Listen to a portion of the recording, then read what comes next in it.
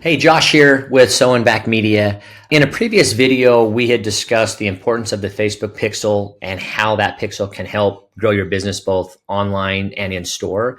Today, we want to talk a little bit about the next step with that, especially as we approach the busy season with Christmas holidays, things of that nature.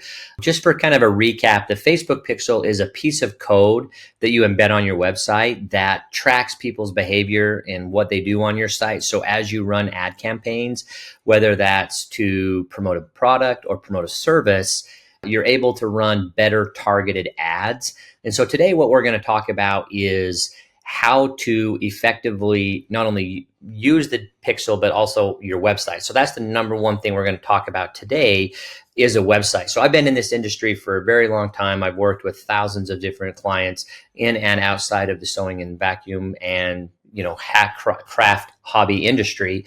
And websites is one thing that I see a lot of lacking when we're talking about how the websites are put together, the content that's on the website, images, etc., especially when we're talking about landing pages, right? So if you're going to run an ad campaign to sell a specific sewing machine, or we're trying to book an event, or we're running a service ad campaign, anything of that nature, we want to make sure that our website is set up in a way that it can convert. So prior to start spending money to drive traffic to your website, we want to make sure that your website, first off, is set up correctly, that it's going to function, and making sure that it's going to put yourself in the best position to be successful.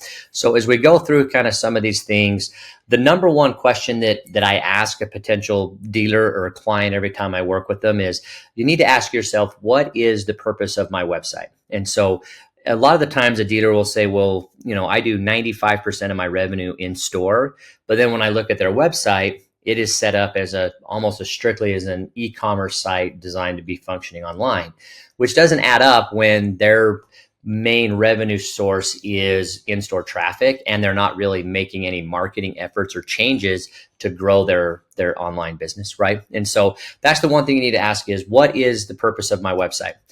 And that is the main function of my website e-commerce? Is it to drive foot traffic to my store?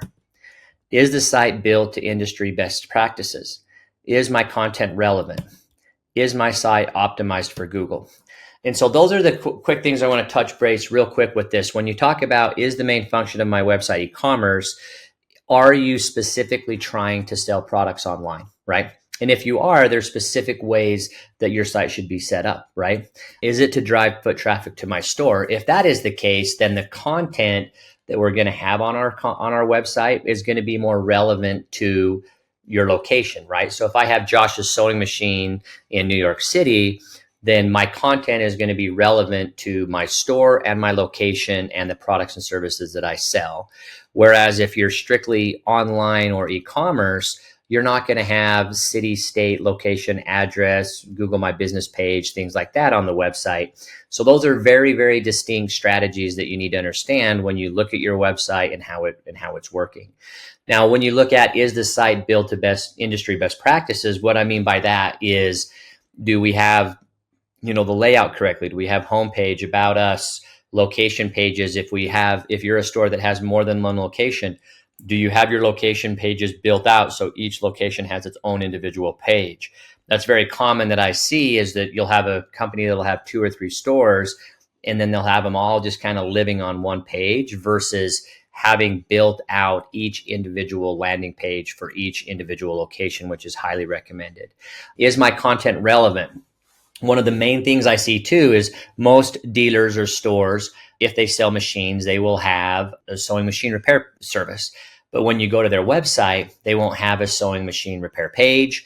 They won't have any content about it, videos, product descriptions, anything about the machines that they service. So that's another thing you have to look at. Is the content on my website relevant for the products or services I'm trying to sell? Now, is my site optimized for Google? That's another thing we're going to touch base with today too, is when people search for sewing machine repair in my city, am I going to show up? If somebody searches for a quilt class or fabric, yarn, anything of that nature, are they going to show up? And how you accomplish that is the content that is on your website, right? And so when we break that down, I kind of want to have you look at it in this standard. Like, so every site should be built with a clear, logical structure in mind. The homepage should state the big picture of the site, followed by subpages with other content. So if you look at this flow chart right here, the top circle would represent your home page, and then underneath that would be the different category pages, and then underneath that would be the relevant products or services for those pages. So if you're a sewing machine store that also sells fabrics or long arm and sewing machine repair, things of that nature, you would want to be able to build that site out with that in mind. When we look about product page best practices, this is very, very crucial if you're planning on selling products or services online, right? And so for example, if we're going to try to run a sewing machine ad to sell a sewing machine online, or this could even be an event, or it could be a quilt kit or whatever it is, we should have detailed product information on the page. And so the page should include essential details about the product, such as features and benefits, etc. We need to build trust on the landing page. So well-crafted product pages anticipate any questions or concerns a customer may have regarding their purchase. And you as store owners, whether you're selling fabric or kits or machines or events, you already know the objections and the things like that you're going to be able to run into. Encourage conversions. So we want to educate our customer. We want to build trust and highlight product features to increase the chance of a sale, right? And that's the whole purpose. And this is important when you look at a product page. We want to make sure that we are putting our best foot forward. So if we're going to go spend money to drive traffic to a page, we want to make sure that we're going to have them land on a page that's going to encourage a conversion. One of the main lacking things we see is a product video. So we have seen great results with good demo videos on each product page.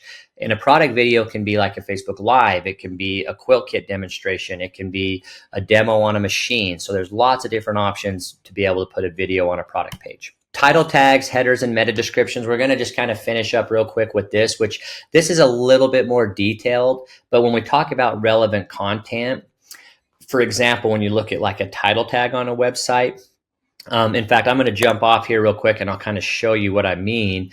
So if I hover here at the top and you see this little thing that tops up, it says marketing agency for sewing, quilt, and fabric shops, Sew and Vac Media. That's a title tag. And a lot of the times when I look at a title tag on a website, it'll just say home, or it'll say the name of your company. And the problem is the title tag is one of the most important parts of your website, because that's the first piece of content that Google reads, is what your title tag says. So your title tag tells Google what this web page is about. So if you're a sewing machine store in St. Louis, Missouri, then your title tag should reflect that, right? So it should say sewing machines, St. Louis, Missouri, or sewing machine repair, St. Louis, Missouri, things of that nature, right? And that needs to be built out through every page and every category page on your website, which is what you can see. There's a lot of dealers and a lot of stores that aren't doing that. So by being able to do things of that nature and making those adjustments, you're going to be able to separate yourself from your competition. And so that's kind of the main step here, is title tags, headers, and meta descriptions. Your meta description is what shows up in the search results. So if someone types in sewing machines near me, or sewing machine classes near me, fabric stores near me, your title tag, and then underneath that is a meta description, which kind of is a sales pitch for that page. And these are all very crucial parts of having a successful website. And so that's what we're going to tie into. So the next video, we're going to talk a little bit about how to utilize the data from the pixel in conjunction with your website to be able to put together ad campaigns as we approach our busy season. So we're going to finish up here. If you have any questions or concerns, you'd like to chat a little bit about your store, what you're doing, click the link below, and we can set up a time to chat. Thank you.